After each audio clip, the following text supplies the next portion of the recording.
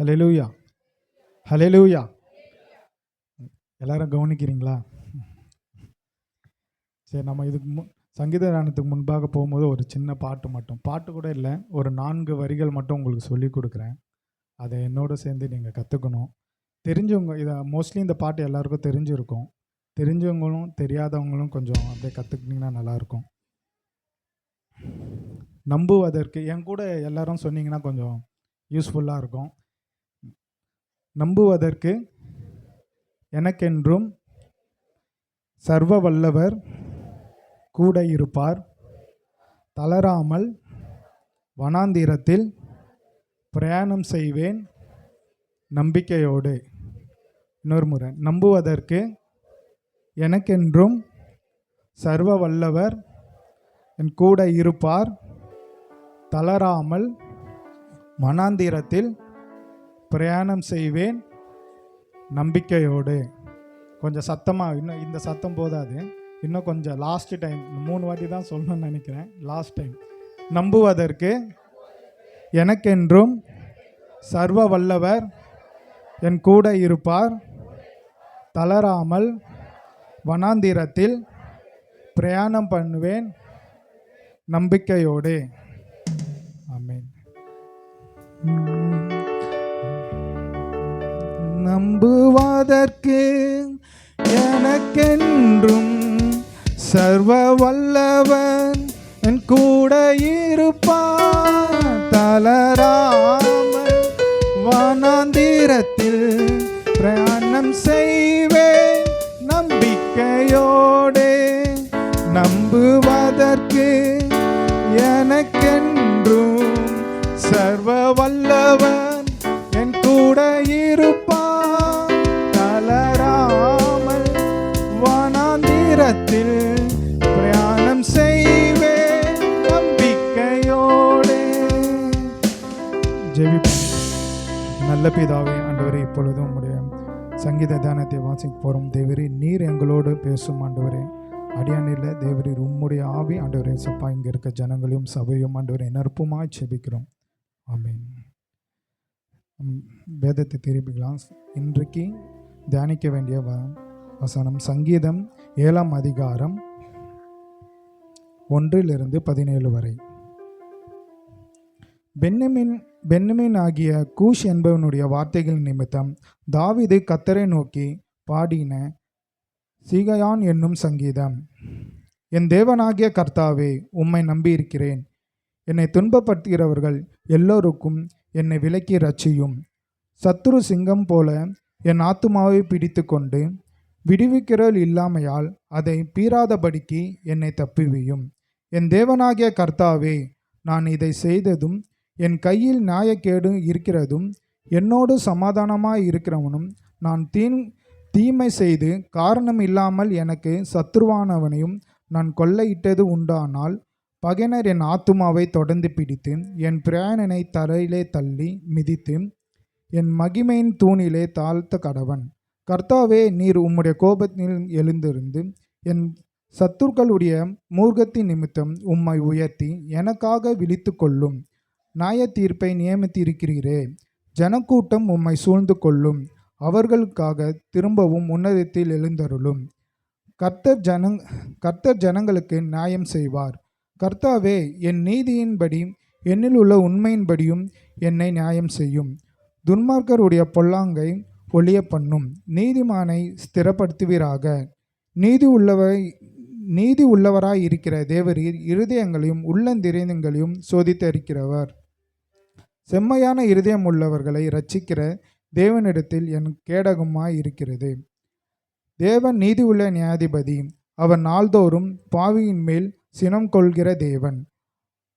அவன் மனம் திரும்பாவிட்டால் அவர் தம்முடைய பட்டயத்தை கருக்காக்குவார். அவர் தம்முடைய வில்லை நாணேற்றி அதை ஆயத்தப்படுத்தி இருக்கிறார். அவனுக்கும் மரண ஆயுதங்களை ஆயத்த பண்ணினார். நம்முடைய அம்புகளை அக்கினி அம்புகளாக்கினார். இதோ, அவன் அக்கிரமத்தை பெற கர்ப்ப வேதனை படுகிறான். தீவினையை கர்ப்பம் தரித்து பொய்யை பெறுகிறான். குழியை வெட்டி அதை ஆழமாக்கினான். தான் வெட்டின குழியிலே தானே விழுந்தான். அவன் தீவினை அவன் சிரசின் மேல் திரும்பும். அவன் கொடுமை அவன் உச்சந்தலின் மேல் இறங்கும்.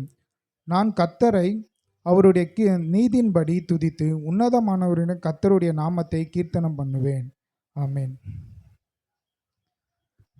அன்பான தேவ பிள்ளைகளே, இந்த சங்கீதம் பார்த்தீங்கன்னா இதோட ஹிஸ்ட்ரி என்னன்னா, முதல் அந்த 7ஆம் அதிகாரம் ஃபர்ஸ்ட்லேயே இருக்கும். பென்னமின் ஆகிய கூஷ் என்பவனுடைய வார்த்தையின் நிமித்தம் தாவீது கர்த்தரை நோக்கி பாடின சிகாயான் என்னும் சங்கீதம். தாவீது இந்த இந்த இந்த சங்கீதத்தை என்ன ஒரு சுச்சுவேஷனில் பாடுறாருன்னு பார்த்தீங்கன்னா, ரொம்ப பாரத்தோடு தன்னுடைய தான் எந்த தவறும் செய்யாத பொருட்களை எல்லாரும் என்னை குற்றப்படுத்துகிறாங்க என்ற ஒரு காரணத்துக்காக மிகுந்த பாரத்தோடு இந்த சங்கீதத்தை எழுதுகிறார். இந்த கூஷ் என்பவன் யார்? அவன்தான் வந்து கூஷ் என்பவனுடைய வார்த்தை நிமித்தம் தாவீது கர்த்தரை நோக்கி பாடினான். கூஷ் அப்படி என்ன சொல்லியிருப்பான் அப்படின்னு பார்த்தீங்கன்னா, கூஷ் என்பவன் ஒரு பென்யமீன் கோத்திரத்தார். சவுல் இருக்கார, சவுல் ராஜாவோட வம்சத்தார் அவனும். இந்த 2 சாமுவேல் 16:5-8 வரை வாசித்தீங்கன்னா தெரியும். இந்த அதிகாரம் முழுவாகவே தெரியும். இப்போ தாவீது ராஜா, இப்போ சவுலுக்கு அப்புறம் தாவீது ராஜா ராஜாவாக இருக்கும் பொழுது ஒரு பட்டணத்தில் நடந்து போகும்போது அவர் அப்போ என்ன பண்ணுறாங்க, சவுல் வம்சத்தார் என்ன பண்ணுறாங்கன்னா, அவருக்கு விரோதமாய், தாவீதுக்கு விரோதமாய் பேசுகிறாங்க. அதில் ஒரு வாசிப்போம். 7ஆம் அதிகாரம் 2 சாமுவேல் 16:7-8 வாசிப்போம்.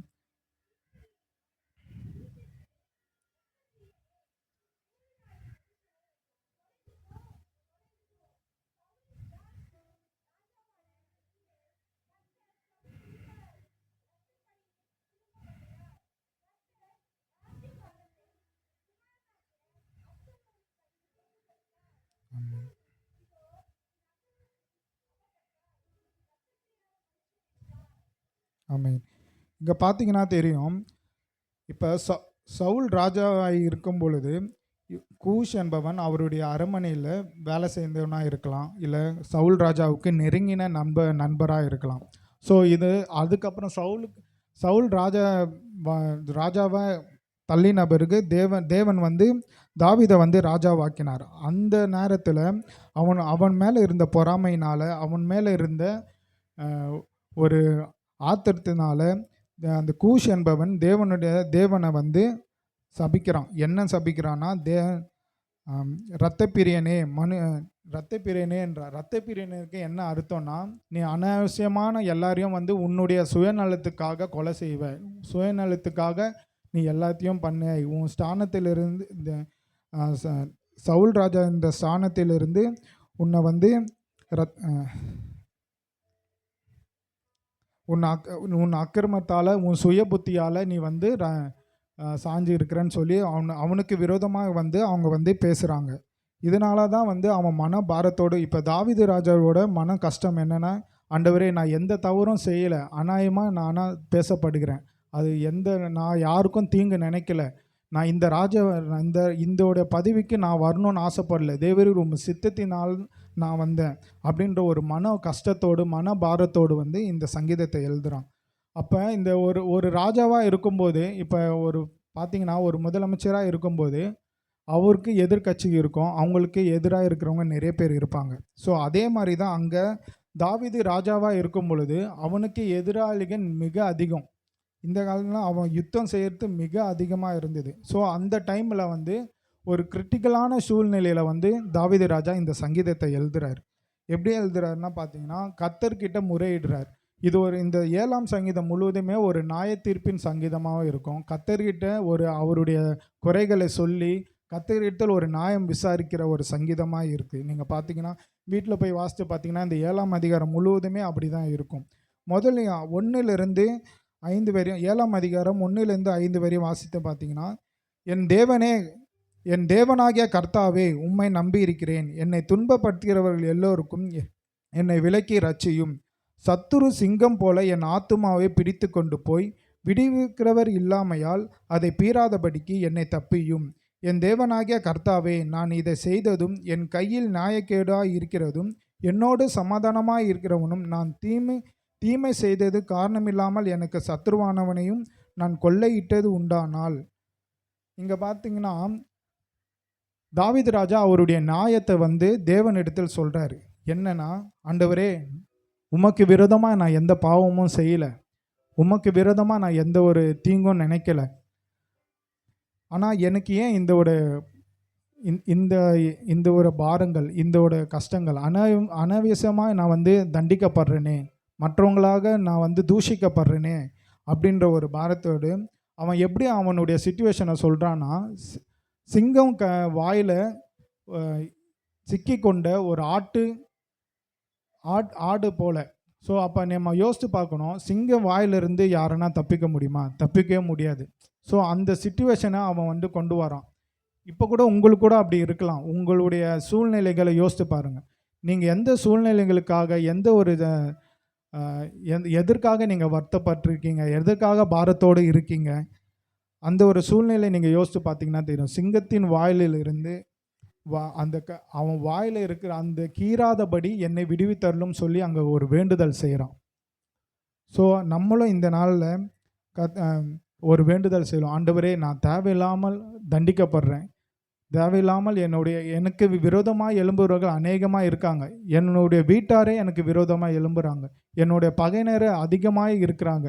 ஆண்டவரே, நான் அவர்களுக்கு விரோதமாக நான் எதுவும் செய்யலை, பாவம் எதுவுமே நான் செய்யலை, அவருக்கு விரோதமாக நான் எதுவும் நினைக்கலை, ஆனால் இருந்தாலும் தண்டிக்கப்படுகிறேன். ஆண்டவரே, தேவரே நீர் ஆண்டவரே அவர்களோடு பேசும் என்று அவன் ஒரு பிரார்த்தனை வைக்கிறான்.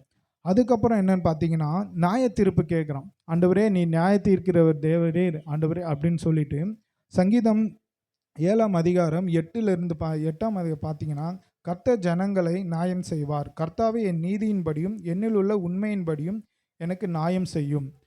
இப்போ என்ன தாவீது ராஜா பார்த்தீங்கன்னா, கர்த்தர் முன்பாக இதை பாடுறாரு. பாடும்போது அவர் எந்த ஒரு விதத்தில் உண்மையாக இருந்தார் பார்த்தீங்கன்னா, அவர் முன்னாடியே சொல்கிறார், ஆண்டவரே என்னை நியாயம் செய்யும், என்னில் இருக்க உண்மையின்படி என்னை நியாயம் செய்யும் என்றார்.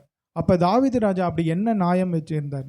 முதல் நியாயம் கர்த்தருக்கு சித்தமானதை மட்டும் செய்வார். கர்த்தருக்கு சித்தமானதை விட அவர் சொன்ன வார்த்தைகளுக்கு கீழ்ப்படிந்தார். அதுதான் ஒரு நியாயம். அது இல்லாமல் இன்னொன்று மெயினான விஷயம்னா, இப்போ நம்மளுக்கு எதனா ஒரு ப்ராப்ளம்னா நம்ம எங்கே போவோம்? நம்மளுக்கு தெரிஞ்சவங்களுக்கோ இல்லை வேறு யாருக்கோ நம்ம ஷேர் பண்ணுவோம். அவனுடைய பெரிய ப்ராப்ளத்தை முதலாவது தேவனிடத்தில் தான் முறையிடுறான். ஆண்டவரே, இவர்கள் எனக்கு விரோதமாக எழும்பி இருக்கிறார்கள், இவர்களை நீங்கள் பார்த்து கொள்ளுங்கப்பா, நீங்கள் நியாயம் செய்யுங்க என்று சொல்லி ஆண்டவர்கிட்ட முறையிடுறான். இதுதான் அவருடைய நீதி. முதலாவது அவருடைய கீழ்ப்படிதல் ஒரு நீதியாக இருந்தாலும், அவரிடத்தில் முதல் உங்களுடைய ரிக்வெஸ்ட்டை சொன்னீங்கன்னா ஆண்டவர் அவர்களுக்காக நீதி செய்வார். அதுதான் அவருடைய நியாய தீர்ப்பு. ஆண்டவர் நியாய தீர்ப்பு எப்படி பார்க்குறீங்களா? இன்றைக்கு நீங்கள் எப்படி இருக்கீங்க? இப்போ ஆண்டவரே, இப்போ ஒரு விஷயம் உங்களுக்கு எதெல்லாம் நீங்கள் சிக்கிக்கொண்டு இருந்திருக்கலாம். உங்களுக்கு மனபாரங்களோ இல்லைன்னா உங்கள் வீட்டில் எதனா ஒரு கஷ்டங்களோ சிக்கல்களோ போராட்டங்களோ எதுவாக இருந்தாலும் தேவனிடத்தில் நியாயம் கேளுங்க. ஆண்டவரே, என் நீதியின்படி என்னை நியாயம் விசாரிங்க. ஆண்டவரே, நான் உமக்கு விரோதமாய் நான் நீதியில் தவறி விட்டிருந்தால் என்னை தயவாய் மன்னிங்க, என்னை மன்னித்து உம்முடைய நீதியின்படி என்னை நியாயம் செய்யுங்க அப்படின்னு சொல்லி ஒரு விஷயம் நீங்கள் கேட்டிங்கன்னா ஆண்டவர் நியாயம் தீர்ப்பார். ஏன் அப்படி சொல்கிறேன்னா, அங்கே நம்ம நீதியின்படி இல்லைன்னா, நம்ம தவறாக இருந்தானா ஆண்டவர் என்ன பண்ணுறாருன்னு பார்த்தீங்கன்னா, 7ஆம் அந்த சங்கீதம் 7 12ஆம் வசனம் சொல்கிறது, அவன் மனம் திரும்பாவிட்டால் அவர் தம்முடைய பட்டயத்தை கருக்காக்குவார், அவர் தம்முடைய வில்லை நாணேற்றி அதை ஆயத்தப்படுத்துகிறார். அப்போ பார்த்தீங்கன்னா தெரியும், நம்ம ஒரு குற்றம் உள்ளவனாக இருந்தோன்னு நினச்சிங்க, நம்ம தேவனிடத்தில் போய் முறையிடும் போது ஆண்டவர் நம்மளை தான் தண்டிப்பாங்க. ஸோ அதுக்காக முன்னாடி என்ன பண்ணணும்னா, ஆண்டவர்கிட்ட கேட்கணும், ஆண்டவரே எனக்கு என் நீதி உமக்கு பிரியமாக இருக்கணும் ஆண்டவரே, அப்படி உமக்கு பிரியமாக இல்லைன்னா ஆண்டவரே என்னை மன்னியுங்க, ஆண்டவரே இந்த காரியத்துலேருந்து எனக்கு ஒரு விடுதலை கட்டளையிடுங்க, ஆண்டவரே என்னை தப்புவீங்க அப்படின்னு சொல்லி ஒரு ப்ரேயரை பண்ணிங்கன்னா கண்டிப்பாக நிச்சயமாக ஆண்டவர் செய்வார். அப்போ நீங்கள் யாருக்காக, உங்கள் எதிராளிக்காக நீங்கள் ப்ரேயர் பண்ணிங்கன்னா உங்கள் எதிராளி எப்படி ஆவாங்க நீங்களே பார்க்கலாம். அந்த 7ஆம் அதிகாரம் சங்கீதம் 7 15ஆம் வசனத்தை பார்த்தீங்கன்னா தெரியும், குழியை வெட்டி அதை ஆழமாக்கினார், தன் வெட்டின குழியிலே தானே விழுந்தான். இப்போ உங்களுடைய நீதி வந்து கர்த்தருக்கு பிரியமா இருந்ததுன்னா, கர்த்தருக்கு பிரியமா இருந்துச்சுன்னா, உங்களை எதிராளிகள் எப்படி ஆவார்கள்? அவங்க ஒரு குழியை வெட்டுவாங்க, உங்களுக்கு விரோதமா அவங்க ஒரு சதி செய்வாங்க. ஆனா அதுல அவங்களே தான் விழுவாங்க. கர்த்தர் உங்களை தப்புவிப்பார். ஸோ எல்லா விஷயத்திலும் நீங்க வந்து கர்த்தருக்கு முன்னிடம் கொடுக்கணும். கர்த்தரை, ஆண்டவரே நீங்க நியாயம் செய்யுங்க ஆண்டவரே அப்படின்னு சொல்லி உங்க ஒரு பிரேயரை வைக்கணும். கடைசியா இந்த சங்கீதக்காரன் என்ன பண்றான்னா, ஆண்டவரே என்னுடைய விண்ணப்பத்தை கேட்டீரே அப்படின்னு சொல்லி ஒரு நன்றி உள்ள பாட்டை 17ஆம் வசனத்துல பாடுறான். நான் கர்த்தரை அவருடைய நீதியின்படி துதித்து உன்னதமான கர்த்தருடைய நாமத்தை கீர்த்தனம் பண்ணுவேன். பார்த்தீங்கன்னா, ஒரு நம்பிக்கையோடு, ஆண்டவரே நான் செய்த ஜபம் வந்து நீங்க கேட்டு இருப்பீங்க, எனக்கு விரோதமாக எழும்புகிறவர்கள் நீங்க நியாயம் விசாரிப்பீங்க அப்படின்னு சொல்லி அந்த ஒரு நம்பிக்கையோடு அவன் ஒரு நம்பிக்கையோடு அந்த பிரார்த்தனை இதை முடிவு வைக்கிறான். இந்த சங்கீதக்காரன் தாவீதை பார்த்தீங்கன்னா, இந்த சங்கீதத்தை எத்தனை சங்கீதம் எழுதியிருக்காரு எனக்கு தெரியாது. ஆனால் அவன் தாவீது எழுதின சங்கீதம் எல்லாமே வந்து ஒரு நம்பிக்கையோடு தான் இருக்கும். என்னதான் ஸ்டார்டிங்கில் பாரத்தோடு பாடி இருந்தாலும், என்னதான் ஸ்டார்டிங்கில் ஒரு ரிக்வெஸ்ட் இருந்தாலும், லாஸ்ட்டில் ஒரு நம்பிக்கை, கடவுள் மேல் இருக்கிற ஒரு நம்பிக்கையோடு தான் முடிப்பார். அதை நான் மெனி டைம்ஸ் பார்த்துருக்கேன். அதை படிக்கும்போது எனக்கு உணர்ந்திருக்கேன். என்னதான் நம்ம வந்து பாரமாக இருந்தாலும் கர்த்தர் சமூகத்தில் வரும்போது, ஆண்டவரே எனக்கு உதவுவார் யாருமே இல்லை, நான் மனுஷனை நம்ப மாட்டேன், மனுஷன் எனக்கு விரோதமாக பொய் சொல்லுவான். இன்றைக்கி எனக்கு பைபிளில் போட்டிருக்கு, என் சொந்தக்காரங்க தான் எனக்கு பகையினர், எனக்கு விரோதமாக என் கூட நல்லா பேசுகிறவங்க தான் எனக்கு பகையினராக இருக்காங்க. என் நண்பன் நேற்று நல்லா பேசியிருந்தான், என் நண்பன் இன்னைக்கு எனக்கு பகையினராக இருக்கான், எனக்கு விரோதமாக எழும்புகிறான் அப்படின்னு பார்த்தீங்கன்னா, சவுல் தான் வந்து தாவீதை ராஜாவாக்கினான். ஆனால் அவருக்கு விரோதமாக எழுந்ததே சவுல் தான் ஃபஸ்ட்டு. தாவீதுக்கு அதிக ட்ரபிள் கொடுத்ததே சவுல் தான். ஸோ ஆனால் தாவீது இவர் தேவனுடைய மனுஷன் சொல்லி அவர் சும்மா இருந்து தேவனிடத்தில் நியாயத்தை கேட்டார். இன்றைக்கு உங்கள் பக்கம் நியாயம் இருக்கா? இன்றைக்கு உங்கள் பக்கம் நீதி இருக்கா? ஆண்டவர்கிட்ட முறையிடுங்க. ஆண்டவரே என் நீதியின்படியும் என் உண்மையின்படியும் ஆண்டவரே நீங்கள் நியாயம் செய்யுங்க அப்படின்னு சொல்லி ஒரு நம்பிக்கையோடு இன்றைக்கு என் கூட யார் யாரெல்லாம் வந்து ப்ரேயர் பண்ணிங்க பாருங்க. ஒரு நம்பிக்கையோடு இன்றைக்கி ப்ரேயர் பண்ணலாம். கண்ணை மூடி. யாரும் இப்போ கண்ணெல்லாம் திறக்கத்தால உங்கள் சிச்சுவேஷன், உங்கள் குடும்பத்தின் சிச்சுவேஷன் உங்களுக்கு மட்டும்தான் தெரியும், எங்களுக்கு தெரியாது. உங்களுக்கும் தேவனுக்கும் மட்டும்தான் தெரியும். ஆண்டவரே இன்றைக்கு ஆண்டவரே சப்பா நான் எதில் சிக்கிக்கொண்டிருக்கேன்னு எனக்கு தெரியாது. தேவரே நீர் அந்த சிக்கல்லிருந்து ஆண்டவரேப்பா விடுவி தரலும். ஆண்டவரே எந்த ஒரு பாரத்தோடு இருக்கேன்னு எனக்கு தெரியாது. ஆண்டவரே நான் உம் சமூகத்தில் இருக்கேன்ப்பா, நீங்கள் தான்ப்பா என் ஆண்டவரே தகப்பனேப்பா, உண்மை நம்பி நான் வந்திருக்கேன், நீங்கள் என்னை விடுவி தரலும் ஆண்டவரே, என்னை தப்புவியும் ஆண்டவரே அப்படின்னு சொல்லி ஜெபிக்கலாம். ஆண்டவரே நல்ல பிதாவே, ஆண்டவரே ஸ்தோத்திரம் ஸ்தோத்திரம் ஆண்டவரே ஸ்தோத்திரம். நம்புவதற்கு எனக்கென்றும் சர்வ வல்லவர் என் கூட இருப்பார், தளராமல் வனாந்திரத்தில் பிரயாணம் செய்வேன் நம்பிக்கையோடு. நம்புவதற்கு எனக்கென்றும் சர்வ வல்லவர் என் கூட இருப்பார், தளராமல் வனாந்திரத்தில் பிரயாணம் செய்வேன் நம்பிக்கையோடு. என்னோட சேர்ந்து நம்புவதற்கு எனக்கென்றும் சர்வ வல்லவர் என் கூட இருப்பார், தளராமல் வனாந்திரத்தில் பிரயாணம் செய்வேன் நம்பிக்கையோடு. ஆண்டவரே உண்மை நம்பி இருக்கோம் ஆண்டவரே. எங்களுக்கு என்ன சிக்கல் இருந்தாலும் என்ன போராட்டங்கள் இருந்தாலும் தேவரே நீர் எங்களை தப்புவீங்க அப்பா, நீங்கள் பார்த்துக்கொள்ளுங்க தேவரே. எல்லாமே என் நம்பிக்கை எல்லாமே உம்மக்கே அப்பா. அப்படியே உண்மையே நாங்கள் நம்பி இருக்கிறோம், பாதுகாத்துக்கொள்ளுங்க. இயேசுவும் ஜெபிக்கிறோம் பிதாவே.